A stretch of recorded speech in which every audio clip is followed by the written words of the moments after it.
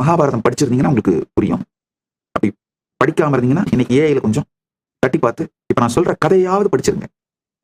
மகாபாரதத்துல போர் ஆரம்பிக்கிறது முன்னாடி கிருஷ்ணர் ஒரு லீலை பண்றார். நீங்க எல்லாம் மகாபாரதம் படிச்சவங்களுக்கு தெரியும்.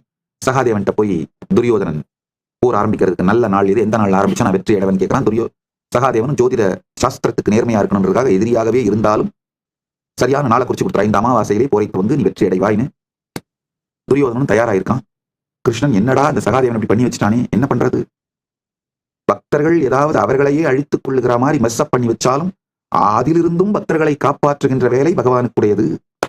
இங்க கிருஷ்ணரா ஏகப்பட்ட பிளான் பண்ணி is burning the oil over night, இரவு பகல் பாராமல் உழைத்து பாண்டவர்களை வெற்றி பெற வைக்கிறதுக்கு எல்லாத்தையும் பண்ணிட்டு இருந்தா, அங்க கவலையே படாம அவருடைய ஜோதிட சாஸ்திரத்துக்கு தான் ஒரு மிகப்பெரிய ஜோதிடன் என்கின்ற அந்த ஐடென்டிட்டிக்கு நேர்மையா இருக்கணும், பங்கம் வரக்கூடாதுன்னு துரியோதனன்ட்ட அப்படியே சொல்லி வச்சிடுறார். சகாதேவன் துரியோதனன் கூட சொல்ற அந்த நிகழ்வு வந்து உத்தியோக பருவம், மகாபாரதத்துல உத்தியோக பருவத்துல இருக்கு, கொஞ்சம் படிச்சு பாருங்க. சொல்லி மொத்தத்தையும் சொதப்பி வச்சிடுறார் சகாதேவன். என்ன பண்றது?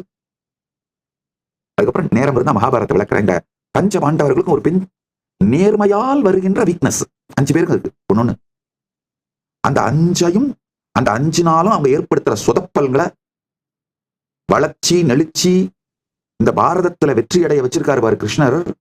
ஆக்சுவலா கௌரவர்களையும் பாண்டவர்களின் எதிரிகளையும் அழிப்பதற்கு கிருஷ்ணர் எந்த அளவுக்கு பாடுபட்டாரோ அதை விட அதிகமா இந்த 5 பேருடைய நேர்மை தர்மம் இது எல்லாத்தையும், அதாவது இந்த ஐடென்டிட்டி சார்ந்த தர்மம், கிருஷ்ணரோடது மோட்சம் சார்ந்த தர்மம், மோட்சத்திலே ஸ்தாபிக்கப்பட்ட தர்மம்.